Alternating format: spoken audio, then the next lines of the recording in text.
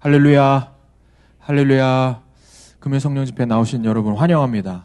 오늘 예배 가운데 성령의 충만한 기름 부으심이 있기를 원합니다. 오늘 예배 가운데 십자가 복음 앞에 전심으로 서는 은혜가 있기를 원합니다. 오늘 우리가 말씀을 붙들고 기도할 때 성령께서 우리 가운데 오셔서 끝없는 회개의 영을 부어주시는 은혜의 밤이 되기를 주님의 이름으로 축복합니다. 여러분, 지난 시간 나눈 말씀을 잘 기억하십니까?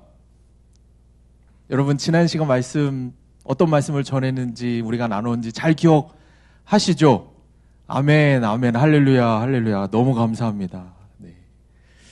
이러실 줄 알았습니다. 그래서 잠깐 지난 시간 말씀, 오늘은 복음과 전심, 지난 시간에 이어서 두 번째 시간입니다. 그래서 지난 시간 나눴던 말씀을 간략하게 좀 말씀을 드리겠습니다. 지난 시간 우리가 복음과 전심, 특별히 복음을 대하는 우리의 태도에 대해서 함께 말씀을 나눴습니다. 그래서 우리 함께 나눈 말씀은 전심을 통해서만 만날 수 있다라고 했습니다. 믿으십니까? 전심은 전심을 통해서만 만날 수 있습니다. 먼저 우리를 향한 하나님은 항상 전심이셨습니다. 믿으십니까? 그 증거가 바로 예수 십자가입니다. 생명을 주시고 생명을 내어주시면서 우리에게 허락하신 복음이 바로 예수 십자가입니다. 자, 그런데 문제가 무엇입니까? 우리는 하나님께 전심이 아니었다는 겁니다. 그래서 내가 교회를 평생 다녔지만 전심으로 내가 복음 앞에 서본 적이 없기 때문에 말 그대로 반쪽짜리 반심으로 적당히 미루면서 내가 순종할 수 있는 것만, 내가 잘 할 수 있는 것들만 골라서 순종하고 말씀도 그렇게 취사선택하고 그렇게 신앙생활을 했기 때문에 전심으로 주신 그 십자가가 내가 그 복음이 실제가 되지 않았다는 것입니다. 그리고 지난주 말씀 말미에 제가 나누었던 이야기가 있습니다. 말씀을 준비하며 제가 기도하는데, 주님, 전심이 무엇입니까? 주님이 전심으로 우리에게 십자가 복음을 허락하셨다고 하는데 성도님들에게 주님의 그 전심의 마음을 어떻게 설명을 해야 됩니까? 기도하고 묵상하는 가운데 주님이 제 마음에 떠올려 주셨던 하나의 장면이 십자가에 달리신 우리 주님으로부터 정말 뜨거운 보혈이 흘러내리는데 그 보혈의 한 방울 한 방울을 볼 때마다 그 보혈에 저와 여러분의 이름이 새겨져 있었다라는 것입니다. 여러분, 복음은 그런 것입니다. 주님이 흘리신 보혈은 단 한 방울도 허투루 흘리지 않으셨다는 것입니다. 그 한 방울 한 방울 모두 저와 여러분의 이름을 기억하시면서 우리 모두를 구원하시기 위해서 하나님의 아들 예수 그리스도가 기꺼이 십자가에서 흘리신 가장 귀한 보혈이라는 것입니다. 그래서 여러분, 지금 이 시간에도 우리의 심령이, 우리의 마음이 준비가 되었던 되었지 않았던, 우리의 마음이, 우리의 믿음이 어떠하고 나의 지난 한 주간의 삶이 어떠한 것과 상관없이 나를 위해서 흘리시는 주님의 보혈은 오늘 이 밤에도 뜨겁습니다. 오늘 이 밤에도 굳지 않고 계속해서 흐르고 있다라는 것입니다. 여러분, 여전히 복음 앞에 적당히 타협하고 미루고 취사선택하려고 반심을 들고 나온 우리를 향한 주님의 보혈은 여전히 뜨겁고 여전히 전심이시며 여전히 나를 구원하기 원하시는 아버지의 완전한 사랑임을 믿으시기를 원합니다. 여러분, 믿으십니까?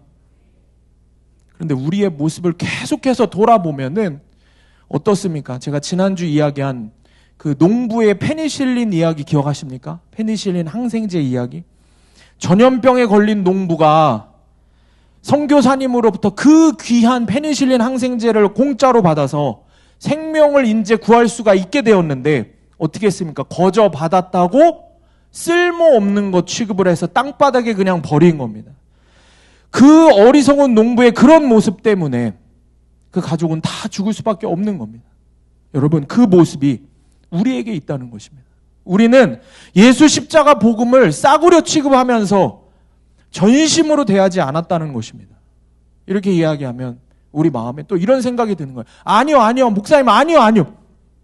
저는 그래도 복음을 좀 알고, 복음을 좀 경험도 했고, 그래도 나름 복음을 저는 귀하게 여기고 있습니다. 그렇게 싸구려 취급하지 않았습니다. 라고 우리가 말은 할 수 있질 모르지만 그럼 전심을 드립시다. 전심으로 나아갑시다. 오직 전심으로만 그 전심의 십자가를 온전하게 경험할 수 있습니다 라고 이야기하면 어떤 반응이 우리 안에 일어납니까? 그 정도까지는 지금은 아니고 나중에 상황과 여건이 되면, 허락이 되면 미루는 이런 모습이 우리의 모습인 것입니다. 그런데 여러분, 오늘도 저는 여러분에게 동일한 말씀을 드릴 것입니다. 여러분이 정말 십자가 복음이 실제가 되기를 원한다면, 자, 우리의 태도는 더도 말고 덜도 말고 딱 전심이어야 합니다. 그냥 이전과 같이 나의 작은 죄 하나도 변화시키지 못하는 복음 말고요. 그런 거 말고. 나의 삶의 방향 하나도 꺾지 못하는 그런 복음 말고. 내 자식들의 인생마저도 주님 손에 맡기지 못하는 그런 가짜 복음 말고, 구속사 말씀을 들으면 짜증부터 나고 고난이 축복이다, 말씀을 살아내서 적용하자 하면 그냥 한 귀로 듣고 한 귀로 흘리는 그런 복음 말고, 정말 내 욕심, 내 두려움 다 모두 벗어버리고 정말 여러분 주님 앞에 단독자로 1대1로 주님 앞에 서고 싶다면 여러분, 우리의 태도는 더도 말고 덜도 말고 전심이어야 할 줄 믿습니다. 복음 안에서 내가 정말 생명을 얻기를 원한다면은 여러분, 나의 생명을 걸어야 합니다. 영생을 얻고자 한다면 영생을 얻고자 할 만한 태도로 우리가 주님 앞에 나와야 한다는 것입니다. 그냥 복권 당첨되면 좋고 아니면 말지라는 식이 아니라는 겁니다. 그런 식으로는 우리가 평생 교회를 나와도 절대 전심으로 주신 복음에 전심으로 반응하고 실제가 될 수 없다는 것입니다. 여러분, 말씀 시작부터 마음이 너무 불편하시죠? 너무 불편하시죠? 마음이 여러분 불편하셔야 됩니다. 마음이 불편하셔야 되고 귀를 그냥 닫아버리고 싶고 그냥 교회 문을 박차고 나가고 싶어야 됩니다. 여러분, 복음의 말씀을 듣고, 순전한 복음의 말씀을 듣고 내가 만약에 아멘 아멘 아멘 그렇지 아멘 아멘 하고 있으면 지금 제대로 듣고 계시는 게 아닙니다. 이 말씀을 전하는 저도 너무 지금 마음이 두렵고 떨리는 겁니다. 정말 이 말씀을 들고 주님 앞에서 죽을 것 같다는 고백을 수백 번도 넘게 하고 이 위에 올라와서 말씀을 전하는 겁니다. 제가 주님 앞에서, 주님, 제가 이 말씀을 도대체 어떻게 전합니까? 주님이 제 삶을 다 보셨잖아요. 주님, 제 마음을 다 아시잖아요. 제가 저 같은 가짜가 주님 어떻게 주의 말씀을, 복음의 말씀을 전심으로 복음 앞에 서라고 어떻게 전합니까? 그런데 주님이 저에게 동일하게 하시는 말씀은, 그러면 너부터 네 마음을 찢어. 너부터 네 마음을 찢고 너부터 씨름하며 말씀을 전하라고 명령하시는 겁니다. 여러분, 씨름하고 계십니까? 여전히 그냥 한 주에 한 번 있는 금요 성령 집회 예배에 나와서 말씀 듣고 아멘하고 기도할 때 눈 감고 기도 좀 하고 그러고 돌아가시려고 합니까? 여러분, 절대 그러면 안 됩니다. 여러분, 씨름하시기를 축복합니다. 여러분 마음이 불편해서 씨름이 계속해서 올라오시기를 축복합니다. 오늘 이 밤에 주님이 저와 여러분에게 평생에 다시 없을 어마어마한 복음의 위대한 초대를 하고 계시는 중입니다. 믿음으로 취하시기를 바랍니다. 믿음으로 그 초대에 응하시는 여러분 되시길 주님의 이름으로 축원합니다. 여러분, 말씀 앞에 그래서 솔직해지셔야 됩니다. 도대체 아무리 말씀을 듣고 기도를 하고 교회를 나오고 예배를 드리고 뭐 헌신을 하고 아무리 해도 해결이 되지 않는 나의 그 딱 나만 알고 있는, 주님과 나만 알고 있는 딱 그 지긋지긋한 죄의 문제. 이제는 이제 구속사의 말씀, 복음의 말씀, 죄와 회개에 대한 말씀을 계속 듣고 들으니까 이런 마음이 드는 거예요. 아, 나 진짜로 이렇게 예수 믿다가는 안 되겠구나. 이러다가는 나 진짜 천국 못 갈 것 같아. 이것이 여러분 안에 깨달아지고 인정이 돼야 한다는 것입니다. 그런데 도저히 어디서부터 내가 어떻게 해야 될지를 모르겠는 거예요.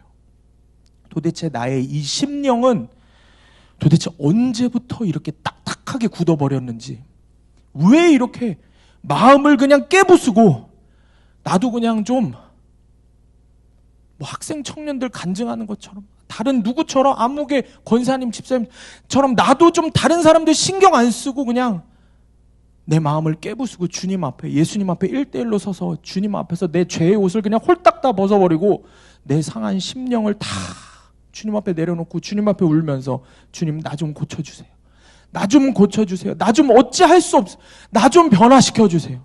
이러고 싶은데 정작 또 주님 앞에 서면 나는 또 그럴 용기가 없고 그냥 이런 말씀이 울려 퍼지면 그냥 눈 한번 질끔 감고 그냥 예배 다 지나가기를 원하고, 이런 나의 모습, 이러지도 못하고 저러지도 못하는 주님 앞에 서고 싶은데 내 마음은 딱딱하게 굳어버린 것 같고, 그런데 또 주의 말씀을, 복음의 말씀을 들으면 이렇게 살 수는 없는데, 이런 마음이 계속 올라오고, 여러분 이런 씨름을 계속 하셔야 됩니다.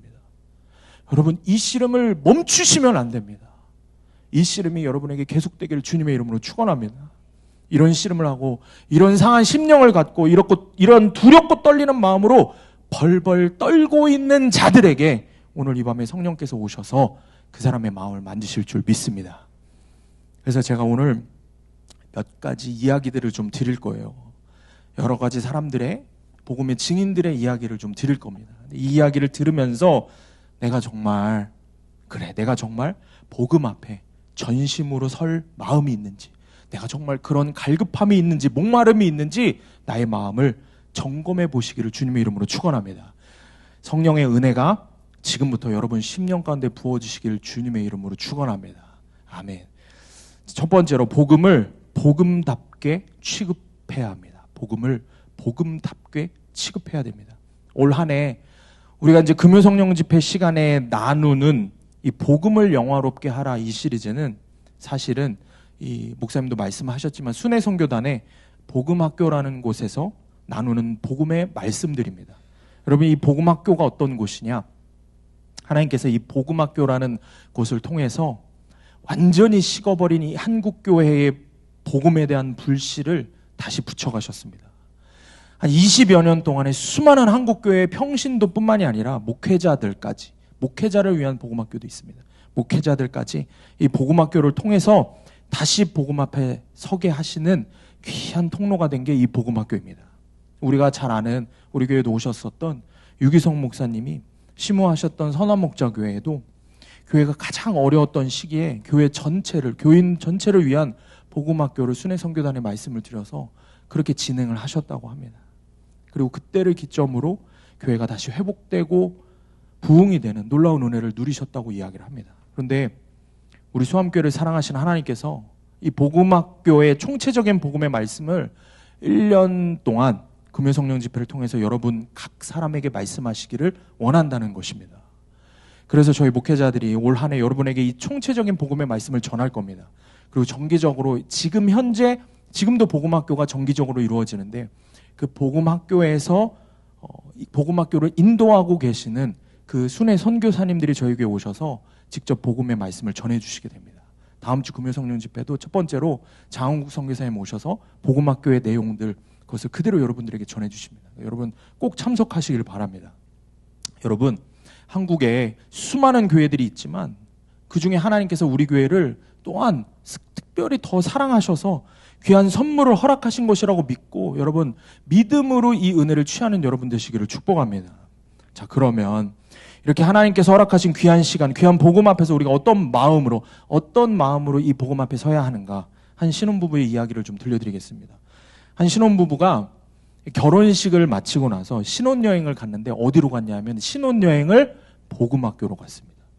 신혼여행을 복음학교로 갔습니다. 별로 안 놀라시네요. 뭐 우리랑 상관없는 신혼부부, 모르는 신혼부부. 근데 미국에 거주하는 커플이래요. 안 놀라시네요. 하나님을 향한 정말 뜨거운 열정으로 좋은 휴양지로 가는 걸 포기하고 신혼여행을 복음학교, 한국행 티켓을 끊어서 복음학교에 등록을 한 거예요. 복음학교는 원래 5박 6일 동안 진행이 됩니다. 그 진행되는 복음학교인데 여기에 중요한 규칙 중에 하나가 있습니다. 이게 뭐냐면 전심을 드리는 것이 시작입니다.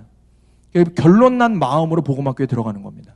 그냥 뭐 한번 믿어볼까 하는 마음으로는 선교사님들하고 이미 전화 면접을 할 때 못 갑니다. 그런 마음으로.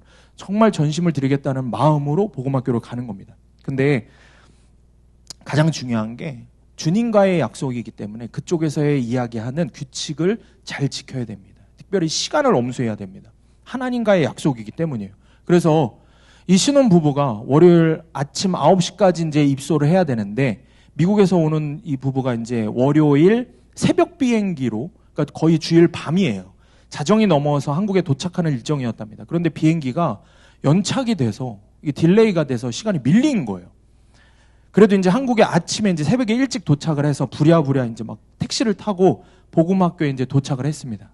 자, 몇 시에 도착을 했을까요? 9시에 도착을 했을까요? 못했을까요? 못했으니까 얘기를 하겠죠? 못했습니다. 9시 5분에 도착을 했대요. 미국에서부터 열몇 시간을 비행기를 타고 신혼여행도 포기하고 온 부부입니다. 얼마나 귀합니까? 그러니까 5분 정도, 그것도 비행기 연착으로 늦어진 거잖아요. 그러니까 복음학교에 입소가 될 줄 알았어요. 그런데 입소가 되지 않았습니다. 복음학교라는 곳과의 약속이면, 순회 선교사님들도 얘기하세요. 복음학교와의 약속이면 들여보내주시죠. 복음학교와의 약속이 아니거든요. 하나님과의 약속이거든요. 하나님과의 약속이기 때문에 전심을 주신 하나님께 철저하게 전심으로 드리는 시간이기 때문에 5분이 늦어서 결국 입소하지 못하고 미국으로 그대로 돌아갔다고 합니다. 자, 여러분, 이 부부가 어떻게 됐을까요? 시험에 들었을까요? 안 들었을까요? 어땠을까요? 이미 전심을 드린 부부였습니다. 그 다음번 복음학교에 직장에서 잘릴 각오를 하고 일주일 다시 휴가를 냅니다.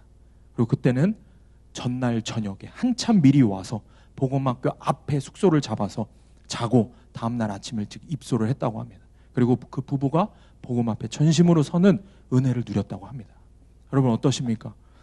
야, 그래도 뭐, 너무한데. 그 비행기 값이 얼만데. 우리 이거부터 생각이 돼요.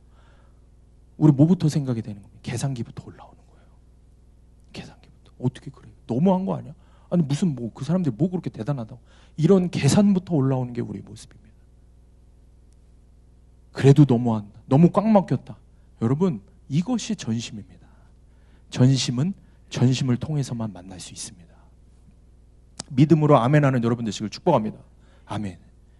또 한 번은 또 이런 이야기가 있습니다. 계속 이런 이야기를 드릴 거예요. 집중을 잘 하셔야 돼요. 전심에 대한 이야기를. 중동에서 현지 선교사님들을 위한 이제 복음학교가 열렸습니다. 선교사님들을 위한 복음학교도 열립니다. 그런데 복음학교를 시작하는 첫 시간에 전갈이 하나가 도착을 하는 거예요. 한 선교사님의 사모님이 피살됐다는 거예요. 모두가 다 충격에 빠진 거예요. 그 현지 선교사님들이 다 아는, 가족같이 지내는 선교사님이 피살된 거예요. 그런 상황에서 어떤 판단을 내려야 될지 복음학교를 진행하시는 당시에 김용희 선교사님조차도 아찔하신 거예요. 그런데 그때 주님이 생각나게 하신 것이 있습니다. 그것은 바로 복음 앞에 서는 전심의 태도의 문제를 말씀하시는 겁니다. 어떻게든 그 주변의 선교사님들이 이제 결정해 주기를 바라기 때문에 수많은 선교사님들의 눈빛이 이제 김용희 선교사님을 향하는 거예요. 그때 이 김용희 선교사님이 주님이 허락하신 말씀을 그대로 이야기하신 거예요. 이렇게 얘기하신 거예요. 사랑하는 여러분, 우리는 이 일이 큰 비극이며 우리에게 너무 큰 아픔입니다. 그런데 지금 우리는 사모님 한 분의 죽음과 비할 데 없이 더 중요한 일을 하고 있습니다. 복음은 우리 하나님께서 2000년 전 갈보리 언덕에서 당신의 아들을 잡아놓고 시작하셨습니다. 선교사님들, 선교사로서 안 당할 일 당한 것처럼 왜 그렇게 놀라십니까? 전심의 태도를 분명히 하십시오. 우리 모두는 처음부터 복음 앞에 설 때 목숨 걸기로 했습니다. 흔들리지 마시고 최소한의 인원만 가셔서 수습하십시오. 복음학교는 그대로 진행합니다. 전심을 드린다, 생명을 드린다, 문자적인 이야기가 아닌 겁니다. 글자 그대로의 믿음인 것입니다. 그리고 복음학교를 그대로 진행했습니다. 목숨을 건 태도였고, 여러분 오해하지 마십시오. 남의 일이라고 소홀히 생각한 것이 결코 아닙니다. 주님은 이미 자신의 삶을 다 주님께 바쳤다고 하는 그런 선교사라고 할지라도 복음 앞에 서게 하실 때 전심의 태도를 분명하게 취하기를 원하신다라는 것입니다. 점점 마음이 어려워지실 거예요. 들려드리는 이야기가 그런 이야기입니다. 죄송합니다. 그런 이야기만 잔뜩 갖고 왔습니다. 또 이런 이야기가 있습니다. 선교사님들이 복음을 전해야 하는데 온 열방에서 특별히 이 복음을 전하는 것 자체가 미한한, 전하기 어려운 그런 선교지도 있습니다. 어디냐면 중동의 무슬림권입니다. 이런 데서 복음을 전할 때는 예수 그리스도를 믿으라고 하는 그것 자체가 곧바로 고난을 받으라라는 이야기가 되는 겁니다. 상상하지도 못할, 무슬림 국가에서 그들이 만약에 개종을 하잖아요. 개종을 해서 이슬람을 버리고 예수를 믿으면, 예수를 영접하고 신앙 고백을 하는 순간 그들은 국가 자체에서 소수민족이 됩니다. 그러니까 국가 자체에서 추방을 당하는 겁니다. 그러니까 이슬람의 종교법에는 다른 종교로 개종하는 무슬림은 죽음으로 다스려야 된다고 명시되어 있습니다. 그런데 이건 종교법이에요. 근데 문제는 이게 점점 예수 그리스도를 믿는 무슬림들이 많아지니까 종교법이 실제 나라의 형법으로 통과가 돼서 개종을 하면 남자는 사형, 여자는 종신형에 처하게 됩니다. 이게 지금 무슬림 국가들의 현행법입니다. 여러분, 이게 지금 제가 말씀드리는 이야기가 수십 년 전, 수백 년 전의 이야기가 아닙니다. 지금 현재 2025년에도 그대로 시행되고 있는 법입니다. 지금 이 시간에도 지구 반대편의 어느 무슬림 국가에서는 우리와 똑같은 예수 십자가 복음을 듣고 그 복음이 실제가 돼서 그 복음 앞에 자신의 전심을 드린다는 결정을 내리면 동시에 자신의 목숨을 드려야 하는 사람들이 수없이 존재한다는 것입니다. 제가 지금 여러분에게 계속해서 말씀을 드리죠. 내가 정말 믿고 있는가? 정말 나에게 복음이 실제가 되었는가? 제가 계속 이런 질문을 드리고 있지 않습니까? 그럼 여러분은 어떻게 반응하십니까? 내가 믿긴 믿은 것 같은데 또 실제가 되지 않은 것 같기도 하고, 얘기를 좀 들어보면 너무 과한 이야기를 하는데 거기에는 나는 거기까지는 내가 못할 것 같고 해당이 안 될 것 같고, 막 이렇게 나는 뜨뜨미지근하게 복음을 받아들이고 있는데, 무슬림들은 그런 말 자체가 필요 없는 겁니다. 정말 믿는 거냐, 정말 실제가 되었냐, 이런 물음을 전하는 선교사가 말할 필요가 없습니다. 예수를 믿는다고 결정하는 순간, 복음 앞에 서는 순간 그들에게는 전심밖에 없는 겁니다. 전심이 아니고서는 예수를 믿을 수가 없는 겁니다. 자신의 삶 전부를 걸고 시작해야 하는 거예요. 여러분, 이게 지금 복음을 전하고 있는 열방 곳곳에서도 현재 일어나고 있는 일입니다. 또 한 번은 김용희 선교사님께서 중국에서 탈북한 북한 사람들하고 시간을 가지셨습니다. 이분들이 중국에서 떠돌아다니다가 붙들리면은 북송이 됩니다. 다시 북으로 이제 가게 되죠. 강제로. 그러면 정말 말할 수 없는 어려움과 말할 수 없는 어려움을 겪게 되죠. 근데 붙잡히지 않으려고 그러면 어떻게 하냐면 이제 도피 생활을 계속 하는 거예요. 근데 그러다 보면은 결국에는 그냥 객사하는 일들이 많은 거예요. 탈북한 사람들이, 중국으로 탈북한 사람들이. 그러니까 선교사님 마음에, 그러면 차라리 그렇게 객사하는 것보다는 순교를 선택할 수 있도록 이들에게 기회를 주자. 이들이 복음을 전하다가 죽으면 순교가 아니겠는가 생각이 드는 거예요. 그런 마음으로 탈북한 사람들을 모아서 복음학교를 진행하셨습니다.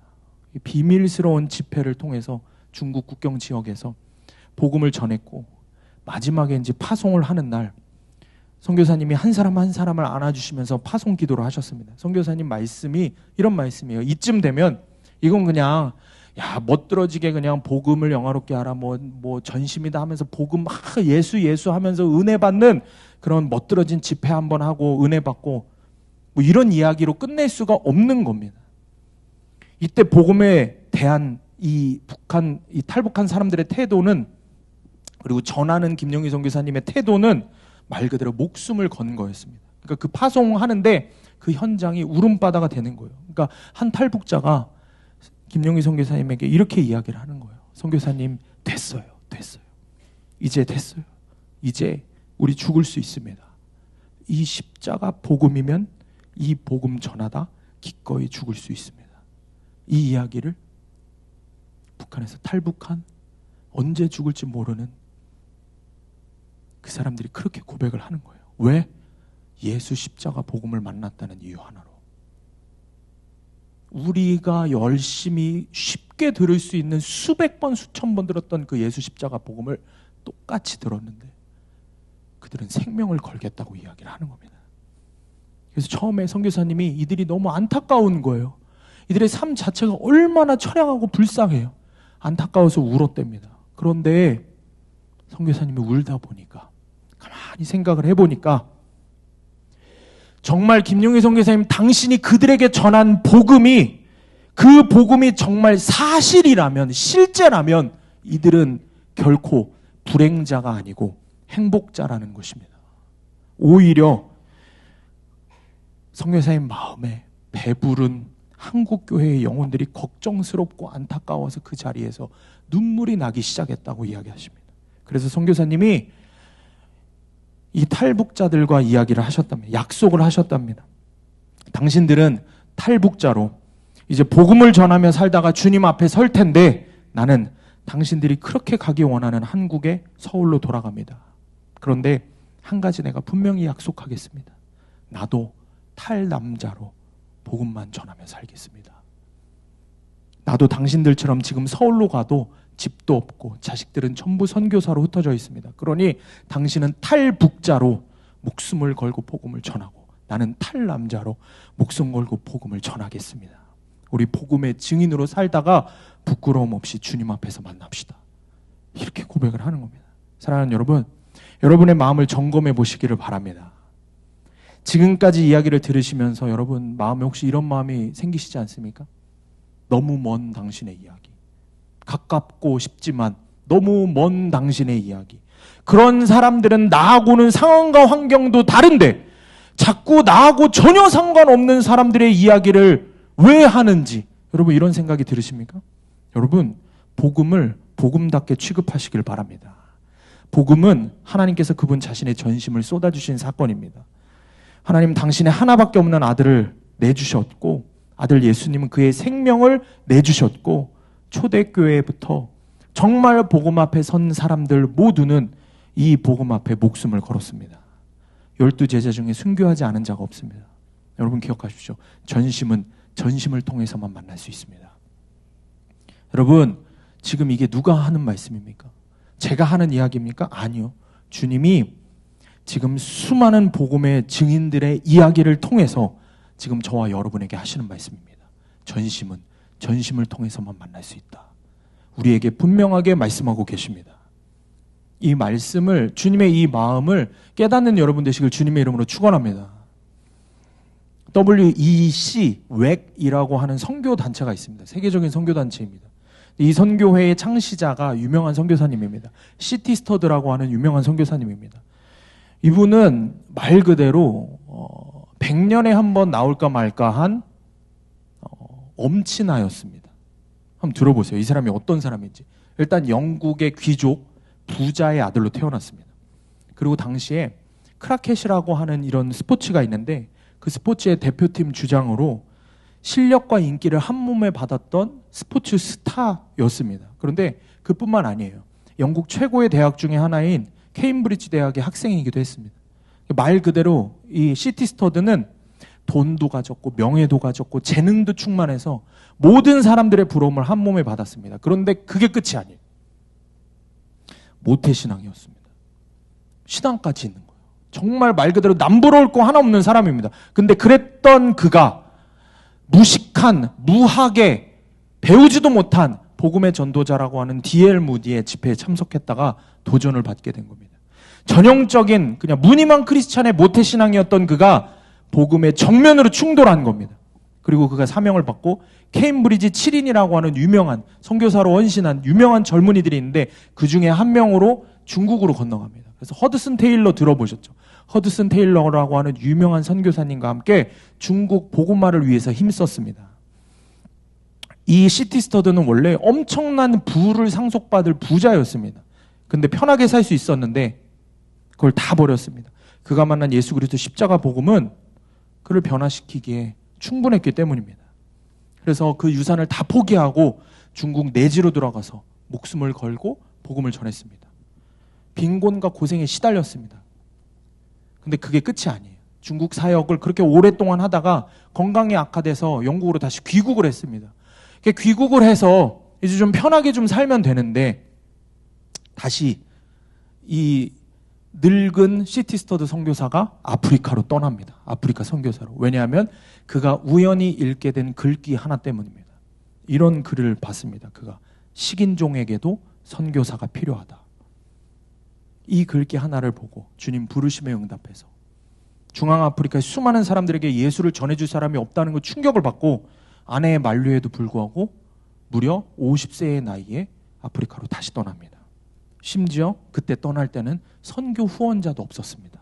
그냥 호련단신 아프리카 내지로 안으로 들어간 겁니다. 그리고 18년 동안 콩고에서 예수 그리스도만 전하다가 주님 품에 안겼습니다. 그리고 그가 정말 유명한 말씀을 남겼습니다. 여러분 눈을 크게 뜨시고 한번 잘 보시길 바랍니다. C.T. 스터드가 이렇게 말을 했습니다. 예수 그리스도께서 하나님이시며 그분이 나를 위해 죽으셨다면 그분을 위한 나의 어떤 희생도 결코 크다고 할 수 없다. 여러분, 복음이 만약에 하나님의 아들의 생명을 십자가에 내어주면서 우리에게 허락하신 복음이 맞다면 주님이 당신의 목숨값을 지불하고 허락하신 복음이 정말 맞다면 그것을 받는 우리에게도 생명을 드리는 것, 그 이하는 있을 수가 없다는 것입니다. 주신 분이 목숨을 걸고 주셨는데 우리도 목숨 걸고 받자는 것입니다. 여러분 어떠세요? 계속 오늘 설교는 너무 은혜가 안 되시죠? 오늘 설교를 들으면서 아직도 마음에 가까이 하고 싶지만 너무 먼 당신의 이야기입니까? 아니면은 가까이 하고 싶지도 않으십니까? 제가 오늘 말씀을 준비하며 기도하는데 제가 사실은 그런 마음인 거예요. 이런 마음인 거예요.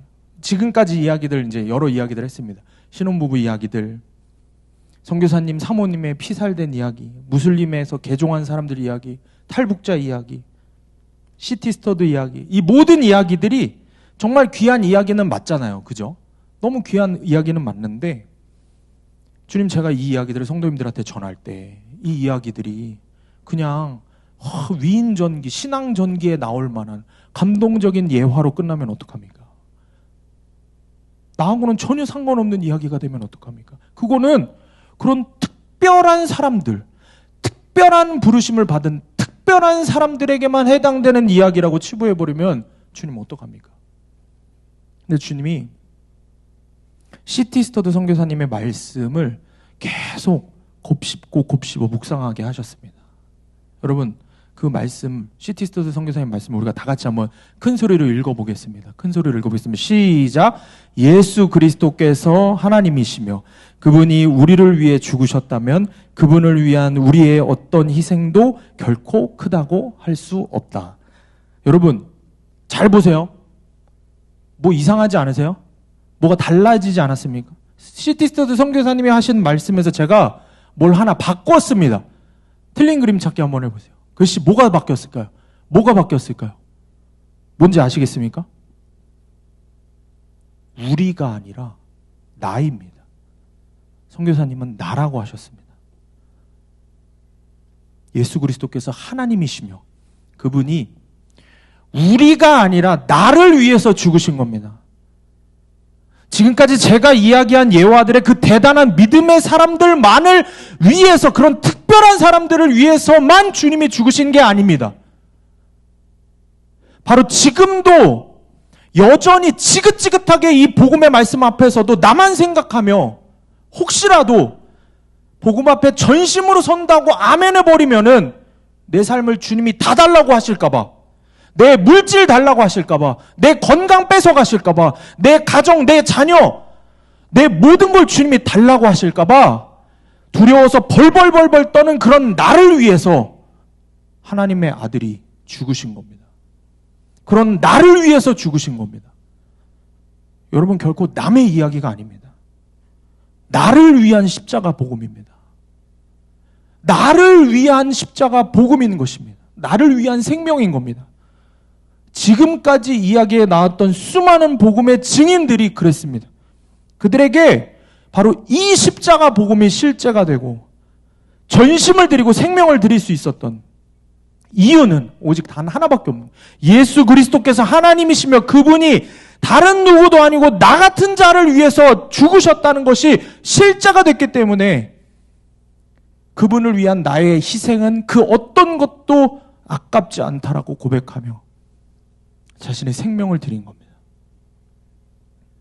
그러니 여러분, 오늘 이 밤에 우리도 분명하게 결단하는 여러분 되시길 축복합니다. 내 마음이 결론이 나야 됩니다.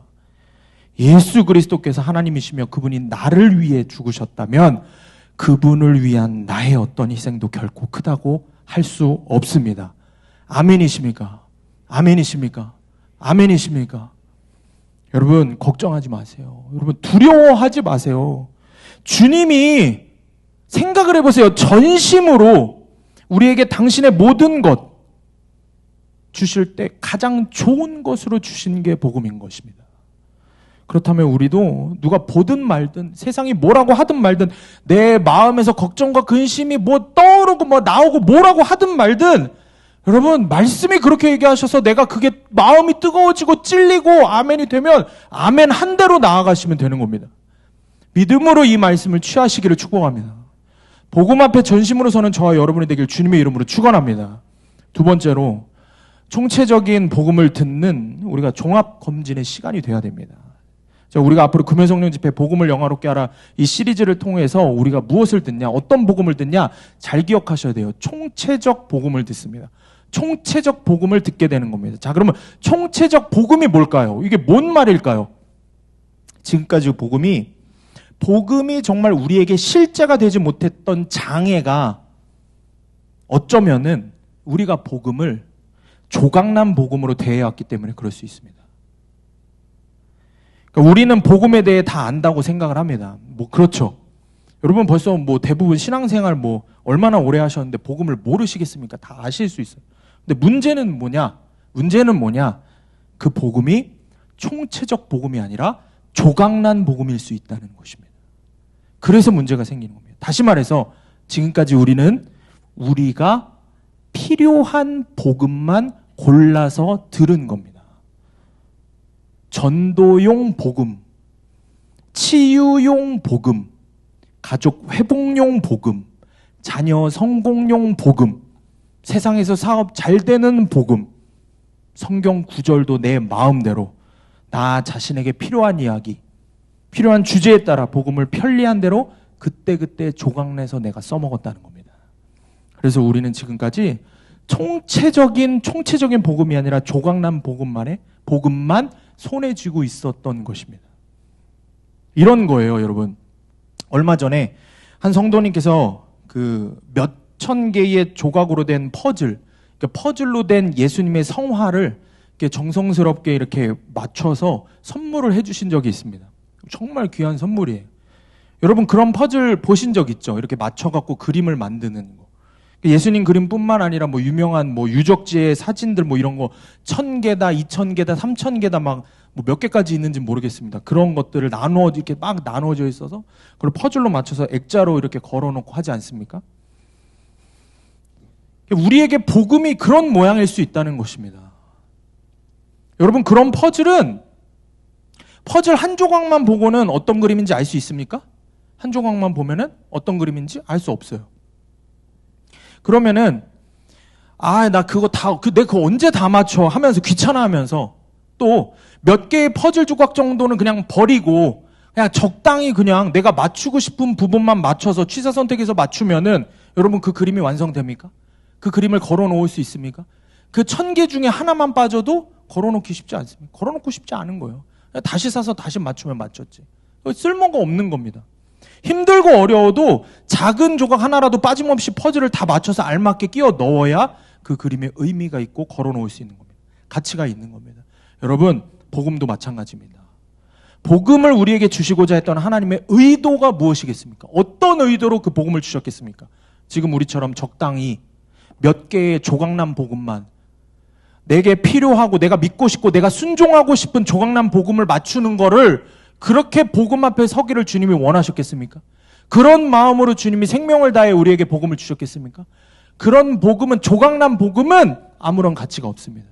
그 조각난 복음으로는 평생 예수 믿고 교회를 다녀도 십자가 알지 못해서 구원받지 못하는 사람이 되는 겁니다. 여러분, 모든 조각이 원래 그 자리에 들어가기를 주님은 원하십니다. 다시 말해서 조각난 복음을 원하지 않으십니다. 한 조각도 빠짐없이 총체적인 복음 앞에 우리가 서기를 원하시는 아버지의 마음을 깨닫는 여러분 되시기를 축복합니다. 이 시간을 통해서 하나님께서 계획하신 그 총체적인 복음 앞에 서시는 여러분 되시길 주님의 이름으로 축원합니다. 마지막으로 우리에게는 이 종합 검진의 시간이 돼야 합니다. 이런 거죠. 병원에 가면 우리 몸의 상태를 종합 검진을 받지 않습니까? 이제 복음이 나의 진정한 실존, 나의 내면을 검진하게 될 때 우리는 기꺼이 그 검진에 마음을 다해서 임해야 하는 거예요. 총체적인 복음이 나의 심령 구석구석을 진단할 때 그 복음 앞에 진실하게 직면할 필요가 있는 겁니다. 그런데 여러분, 나의 내면의 깊은 곳을 들여다보는 게 이게 쉽지가 않은 거예요. 이게 어려운 거예요. 이게 힘들고 아픈 거예요. 그래서 사람들이 자신이 직면하고 싶지 않은 내 삶의 어두운 사건, 고난의 사건, 수치의 사건들은 자신들 입맛에 맞춰서 자기 스스로 복음 앞에 서지 않고 자기 스스로 재해석을 합니다. 그래서 역사를 다시 씁니다. 여러분, 그래서 그 기억을 잊어버리려고 하고 그 상처를 기억 저편에 묻어두려고 하고 그런 얘기 많이 하죠. 이거는 절대 안 돼. 이건 무덤까지 갖고 가야 돼. 이런 이야기들을 합니다. 여러분, 이걸 다른 말로 하면은 자기 합리화라고 이야기하는 겁니다. 그런데 그렇게 해서는 여러분 문제가 해결이 되지 않습니다. 여러분, 무덤까지 갖고 가시면 안 됩니다. 무덤까지 갖고 가시면 안 돼요. 내 죄의 문제, 수치와 두려움과 고난의 문제를 여러분 무덤까지 가져가시잖아요. 그러면 여러분 그거 들고 천국 가실 수 있겠습니까? 죄의 문제를 이 땅에서 복음으로 해결받아야 그 사람이 천국 갈 수 있는 겁니다. 여러분, 성경 어디에도 천국에 가서 나중에 회개합니다, 이런 말이 없습니다. 어디 성경에 그런 말이 있습니까? 천국 가서 나중에 회개하겠다는 말이 도대체 어디 있습니까? 이 땅에서 회개를 시작해서 그 회개를 죽을 때까지 멈추지 않는 사람, 여러분 그 사람이 천국 가는 겁니다. 여러분, 그래서 성령님께서 여러분의 마음을 드러내시려고 하고 수사하려고 하고 검진하려고 하실 때 적극적으로 협조해야 한다는 것입니다. 그게 아프고 힘들 수 있습니다. 나의 죄된 부분을 건드리니까 힘듭니다. 그런데 의사가 검진을 할 때 환자의 아픈 환부를 꾹 눌러볼 수 있지 않습니까? 너무 아픕니다. 그렇다고 뭐라고 할 수 없어요. 검진을 받아야 치료를 받을 거 아닙니까? 치료를 받으면 무섭지만 수술을 받아야 하는 것처럼, 아프지만 수술을 받아야 하는 것처럼 성령님 말씀하시면 우리가 순종으로 응해야 할 줄 믿습니다. 여러분, 그래서 중요한 영적 진리 하나를 말씀을 드리겠습니다. 우리 내면에는 반드시, 신앙이 아무리 좋고 나쁘고 이런 거 다 떠나서 우리 내면에는 반드시 양면이 존재합니다. 하나는 내 믿음이 강한 부분입니다. 이게 뭐냐? 어디에나 내놓고 자랑하고 싶고 떳떳하고 강한 믿음의 부분이 있습니다. 내가 잘하는 장점의 믿음의 부분이 있습니다. 그래서 이 부분에서는 복음이 아멘이고 능력이고 축복이 되는 겁니다. 그런데 문제는 뭡니까? 어느 부분입니까? 약한 부분입니다. 이거는 세상 어떤 성자라고 해도 동일하게 약한 부분은 존재할 수밖에 없습니다. 내가 연약한 그 부분, 딱 그 부분에서만큼은 복음도 십자가의 은혜도 하나님의 능력도 전혀 맥을 못 칩니다. 그런데 여러분, 바로 그 부분이, 딱 그 부분이 나의 암덩어리 같은 부분이라는 것입니다. 나의 강한 부분이 나를 죽이는 게 아니라 나의 약한 부분이, 딱 그 부분이 복음이 복음되지 않기 때문에, 복음의 능력이 나타나지 않아서 죄를 붙들고 살다 죽게 되는 것입니다. 여러분이 강한 부분은 뭐고 약한 부분은 뭡니까? 여러분 스스로 돌아보시길 바랍니다. 여러분 혹시 북청물장수 아십니까? 북청물장수라는 말 들어보셨습니까? 지금이야 이제 수도꼭지를 틀면은 물이 콸콸 나오지만 옛날 조선시대에는 그렇지 않죠. 그러니까 물을 길어다가 이렇게 파는 물장수들이 있었습니다. 그런데 이 북청물장수들이 가지고 다니던 물통을 보면은 조각난 나무들을 이렇게 이어붙여서 만들었다고 합니다. 그런데 이 물통을 오래 쓰다 보면은 나무가 물에 썩어서 떨어지는 부분이 생긴다고 합니다. 그럼 이런 구멍난 물통에 물을 부으면 영락없이 물이 셀 텐데 어디에서 물이 새겠습니까? 썩어서 약해진 부분에 물이 새는 겁니다. 가장 약하고 썩은 부분, 딱 그 높이만큼만 그 직전까지만 물을 채울 수 있는 겁니다. 상상이 되십니까? 딱 그 부분만큼만. 그러니까 이 물장수들이 어디를 떼워야겠습니까? 강한 부분을 계속 덧대겠습니까? 아니죠.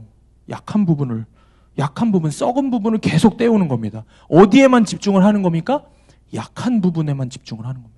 강한 부분에는 집중을 할 필요가 없습니다. 사랑하는 여러분, 하나님의 은혜도 마찬가지입니다. 우리가 아무리 은혜를 어마어마하게 하나님 부어주셔도 나의 강하고 나의 높은 부분까지 은혜가 차는 게 아니라는 거예요. 나의 가장 약한 부분, 썩은 부분, 딱 거기까지만 은혜가 담기고 빠져나가는 겁니다.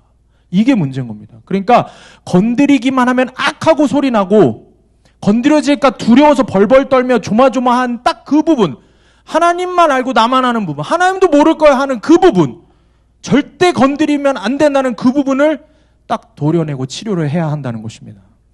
지금까지 우리가 신앙생활을 근데 반대로 한 거예요. 어떻게 했어요? 내가 강한 부분만 강하게 하는 겁니다.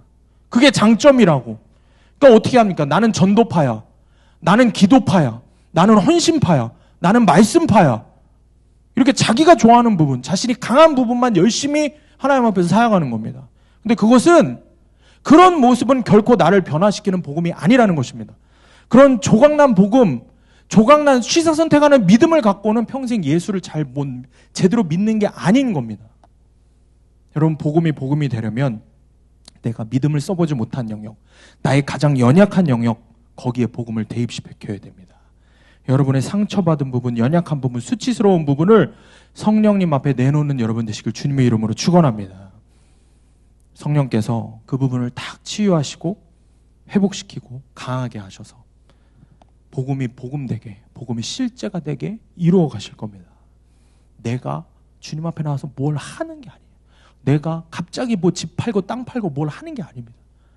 나의 마음을 드리는 겁니다. 주님 말씀하시는 말씀 앞에 내 마음을 드리는 겁니다. 믿음으로 취하는 여러분 되시길 주님의 이름으로 축원합니다. 여러분 더 이상 두려워하지 마시기 바랍니다. 시편 51편 17절에 이렇게 기록합니다. 말씀을 잘 보시기 바랍니다. 하나님께서 구하시는 제사는, 하나님께서 원하시는 제사는 상한 심령이라. 대단한 믿음, 대단한 심령, 강한 심령, 하나님께서 그걸 원한다고 하지 않으십니다.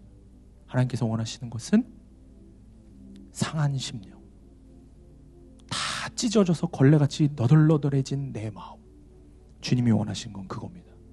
하나님이여, 상하고 통회하는 마음을 주께서 멸시하지 아니하시리이다. 아멘이십니까? 여러분, 그 마음으로 나가면 되는 거예요. 주님이 여러분의 그 마음을 지금 드러내려고 하시잖아요. 자꾸 전심하면서 자꾸 불편한 얘기를 하잖아요. 왜 그러실까요? 여러분 죽이려고 하는 게 아니라 여러분 어떻게든 살리려고 하시는 겁니다. 주님의 그 마음을 깨닫는 여러분 되시길 축복합니다. 여러분을 자유하고 온전하게 하려는 주님의 마음을 깨달으시길 바랍니다. 전심을 통해서만 만날 수 있습니다. 아멘. 제가 지난주에 말씀 말미에 이제 그 십자가의 은혜, 주님 핏방울에 새겨진 우리의 이름에 대해서 여러분들에게 말씀을 나눴습니다. 그리고 이제 다음 날 토요일 날 이제 교사 세미나가 우리 교회에서 있었어요. 지방 교사 세미나가. 그래서 우리 최석권 전사님이 이제 그거를 찬양을 막 인도를 했어요. 마지막에 기도회를 하는데, 근데 제가 이제 방송실에서 보는데 너무 잘하는 거예요. 그죠? 최 전사님 찬양인도 너무 잘하시잖아요. 막 은혜롭게 막 하는데 본인이 펑펑 울면서 인도를 하는 거예요. 그래서 제가 속으로 성령 충만하네, 감사하네 이러면서 이제 보고 있었어요. 근데 그날 밤에 이제 가는데 저한테 그런 얘기를 하는 거예요. 목사님 보셨어요? 뭘 봐? 저는 본인이 그렇게 잘한 걸 봤냐고 그걸 묻는 줄 알았어요. 근데 그게 아닌 거예요. 자기가 기도하는데, 찬양 인도를 하는데 전날 목사님이 그 이야기한 예수님의 십자가 보혈이 자기 앞에 뚝뚝 떨어지더라는 거예요. 거기 자기 이름이 있었다는 거예요. 그래서 저한테 그러는 거예요. 목사님 보셨죠? 당연히 보셨죠? 제가 뭐라고 했겠습니까? 난 못 봤어. 나는 전사님처럼 그렇게 신령하지가 않아서 나는 그런 거 안 보였어. 나는 못 봤어. 나는 더러워서 때가 많이 꼈나 봐. 나는 그렇게는 안 보였어. 여러분, 제가 이 말씀을 왜 드릴까요? 그날 금요일 날도 그렇고 기도의 자리에서 제게 주님이 분명히 하셨던 말씀은, 여기에 그 이야기를 듣고 복음 앞에 전심으로 서기를 원하시는 이 자리에 많은 성도님들이 주님의 그 십자가의 보혈을 보셨다는 겁니다. 그 은혜를 누리셨다는 겁니다. 믿으십니까? 근데 여기 또 하나 이야기가 있습니다. 제 아내가 그날 설교를 끝나고 저한테 그러는 거예요. 그 예화를 아내 앞에서 먼저 제가 해봤거든요. 설교를 연습을 합니다. 아직 제가 이제 평생 연습을 해야겠죠. 귀한 말씀을 더 잘 전하려면 아내 앞에서 이제 연습을 했는데, 그리고 사실은 그 예화에 대해서 나누었어요. 그런데 아내가 이제 막 들었던 이야기가 있는데 제가 그 표현을 안 했다는 거예요. 그래서 막 너무 아쉬워하는 거예요. 그래서 그 표현이 뭔데? 그랬는데 그 말씀인 거예요. 주님의 십자가 보혈이, 그 보혈에 우리 이름이 적혀 있는데 그 보혈이 평생 영원토록 굳어지지 않는다고. 영원히 그 보혈의 그 핏방울에 우리의 이름이 새겨져 있다는 거예요. 다른 말로 우리의 어떠함과 상관없이 주님의 보혈은 오늘도 뜨겁다는 것입니다. 단 한 방울도 허투루 흘리지 않으시는 주님의 그 보혈, 그 사랑이 오늘도 식지 않고 뜨겁게 흐르고 있다는 사실입니다. 여러분, 제가 왜 모르겠습니까? 예수님 한 분이면 충분하다는 이 고백이 정말 어렵다는 것을 왜 모르겠습니까? 돈도 필요하고 이것저것도 다 필요한 걸 제가 왜 모르겠습니까? 저는 그래서 이 말씀을 전하기가 너무 힘든 거예요. 저도 필요한 게 너무 많다고 생각하는 사람이라. 무슨 자격으로 주님이 이 말씀을 전합니까? 근데 주님 앞에 그 예수 십자가 보혈을 한번 보고 나잖아요. 주님 십자가 복음의 말씀 한번 깊이 묵상하고 이것이 실제가 되잖아요. 그러면은 주님께 그런 고백을 하는 거예요. 아버지, 지금 내 모습을 보면은 내가 무슨 성도님들 앞에서 전심이라는 말을 합니까? 나 같은 게 어떻게 그런 말을 합니까? 주님 앞에 전심을 드려본 적이 없는 내가 어떻게 그렇게 합니까? 근데 주님이 나에게 주신 전심 때문에 내가 주님 나라 가기 전에 단 하루라도 전심을 드리는 삶을 살고 싶습니다.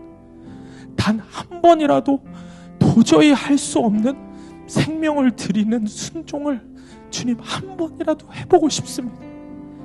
이게 제 간절한 소망이 되기 때문에 자격이 없는 제가 오늘도 주의 말씀을 여러분 앞에서 전하는 것입니다. 그 모든 것을 알고 계시는 주님이 오늘 저와 여러분에게 동일하게 말씀하시고 초대하십니다. 너희 지금 그 모습으로, 그 상한 심령으로 괜찮으니까 나와라. 또 무너졌어도 괜찮으니까 나와라. 나올 때 결론난 마음을 우리 가운데 주님이 허락해 주실 줄 믿습니다. 아멘으로, 믿음으로 오늘 이 말씀을 취하는 여러분 되시길 주님의 이름으로 축원합니다. 우리 함께 찬양하고 기도하겠습니다.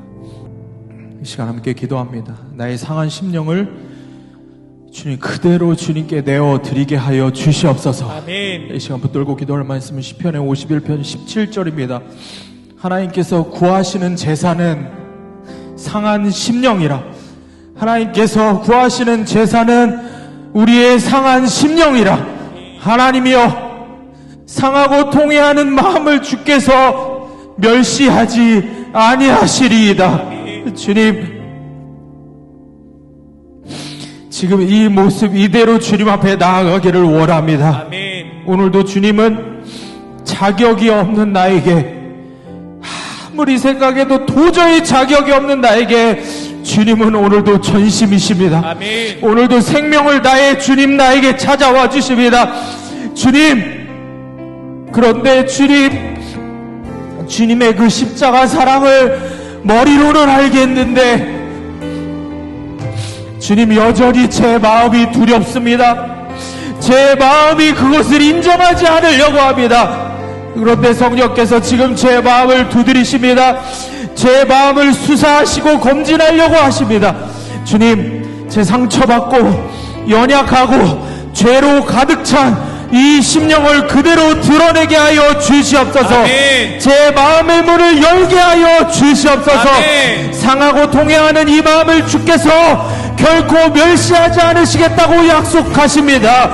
주님, 그러니 두려워하지 않겠습니다. 아멘. 무서워하지 않겠습니다. 아멘. 주님, 더 이상 피하지 않겠습니다. 아멘. 오늘도 나를 향한 주의 보혈이 뜨겁게 흐르고 있습니다. 아멘. 주님, 그 보혈에 자격이 없는 내 이름이 새겨져 있음을 믿습니다. 아멘. 주님, 십자가 앞으로 나아가게 하여 주시옵소서. 아멘. 생명을 다해 허락하신 그 십자가 앞으로 나도 나의 생명을 갖고 나아가게 하여 주시옵소서. 아멘. 우리 다 같이 주 한번 외치고 통성으로 기도하겠습니다.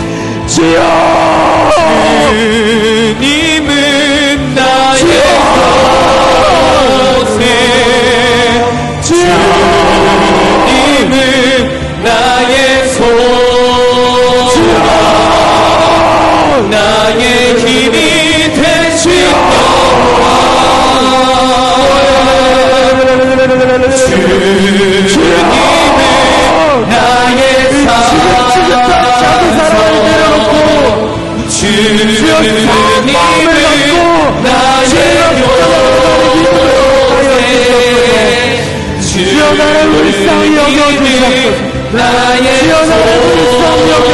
소망, 주의 성도들에게 성령님 충만하게 임하여 주시옵소서.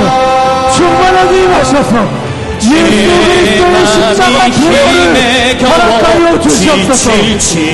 전심을 갖고 나아가는 모든 성도들에게 이 십자가의 보혈에 새겨진 나의 이름을 보내는 허락하여 주시옵소서. 세상의 험한 풍파 몰아칠 때도 주님 나를 지켜주시네. 주님은 나의 산소, 주님은 나의 요새, 주님은 나의 소망, 나의 힘이 되신 여호와,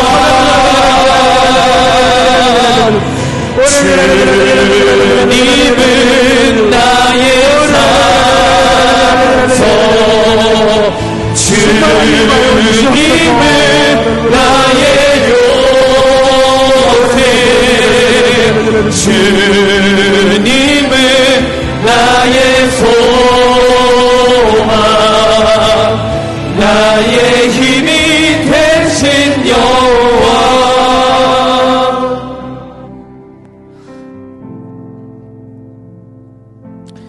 이 시간 성령께서 여러분들에게 찾아오셔서 귀한 치유의 은혜를 허락하실 것입니다. 그 은혜를 누리시기 원하는 분들은 믿음으로 순종해서 자리에서 일어나서 기도하시길 바랍니다. 여러분, 질병이 있는 곳에 손을 대시고 마음에 상처가 있는 분들은 가슴에 손을 대시고 기도하시기 바랍니다. 이 시간 붙들고 기도할 말씀은 이사야서 53장 5절에서 6절 말씀입니다. 그가 찔림은 우리의 허물 때문이요 그가 상함은 우리의 죄악 때문이라. 그가 징계를 받음으로 우리는 평화를 누리고 그가 채찍에 맞음으로 우리는 나음을 받았도다. 우리는 다 양 같아서 그릇 행하여 각기 제 길로 갔거늘 여호와께서는 우리 모두의 죄악을 그에게 담당시키셨도다. 이 시간 여러분들이 기도해야 할 것은 오직 회개밖에 없습니다. 아멘. 내가 정말 치유받기를 원하신다면 오늘 이 밤에 회개하시기를 원합니다. 아멘. 말씀을 붙들고 여러분 그 모습 그대로 십자가 앞으로 나아가시기를 바랍니다. 아멘. 오 주님, 예수 그리스도의 피가 내 온몸을 덮습니다. 아멘. 내 삶을 드립니다. 아멘. 예수의 피가 내 마음을 덮습니다. 아멘. 내 마음을 드립니다. 아멘. 예수 그리스도의 피가 내 심령을 덮습니다. 아멘. 내 영혼을 주님께 드립니다. 아멘. 이 시간 성령님 선포하며 기도합니다. 성령님 이 시간 주의 사랑하는 자녀들의 머리부터 발끝까지 귀하신 예수 그리스도의 보혈을 덮어 주시옵소서. 아멘. 이들의 상처받은 육체와 영혼에 주의 거룩하신 피 묻은 손으로 안수하여 주시옵소서. 아멘. 나사렛 예수 그리스도의 이름으로 명하노니 마음 가운데 있는 모든 더러운 생각, 염려, 걱정, 근심, 두려움, 공포, 우울은 떠나갈지어다. 아멘. 주님 십자가 앞으로 더 가까이 나오지 못하게 막는 마음의 더러운 것들은 무너질지어다. 아멘. 나사렛 예수 그리스도의 이름으로 명하노니 머리부터 발끝까지 주께서 창조하신 모습으로 회복될지어다. 아멘. 모든 세포와 조직, 뼈, 척추, 신경이 깨끗하게 회복될지어다. 아멘. 고혈압과 당뇨, 더러운 암덩어리들, 불치의 병들까지도 모두 그리스도의 보혈로 깨끗하게 될지어다. 아멘. 예수의 보혈을 나의 교만에 뿌립니다. 예수 그리스도의 보혈을 나의 고집에, 나의 염려에, 나의 의심에 뿌립니다. 아멘. 예수 그리스도의 보혈을 나의 불순종과 나의 모든 죄에 뿌립니다. 아멘. 성령님 이 시간 성령 충만으로 임하셔서 일하여 주시기를 원합니다. 아멘. 다 같이 주여 한번 외치고 동성으로 기도합니다. 주여, 주여, 힘이 되신 주여, 주여, 주님을 주여. 나의 산소, 주님을 나의 오직 예수 그리스도 십자가 보고 앞으로 나오게 하여 주시옵소서. 나의 십자가 되는 십자가 보고 앞에 나의 더러운 죄를 회개할 때 성령께서 내 육체와 내 마음의 모든 병을 주님 치료하여 주실 줄 믿습니다. 주님을 내 영혼이 구원을 받는 것에, 내가 십자가 보고 앞에 서는 것에 내 생명을 드리게 하여 주시옵소서. 성령님 충만하게 임하여 주시옵소서. 주님을 나의 소망, 나의 힘이 되신 여호와,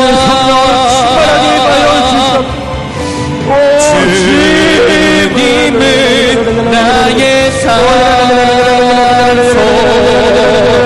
주님을 나의 요새, 주님을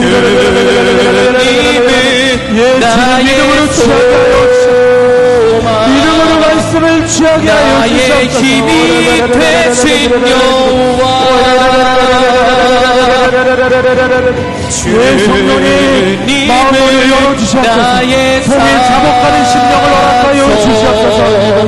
주님은 나의 요새, 주님은 나의 소망, 나의 힘이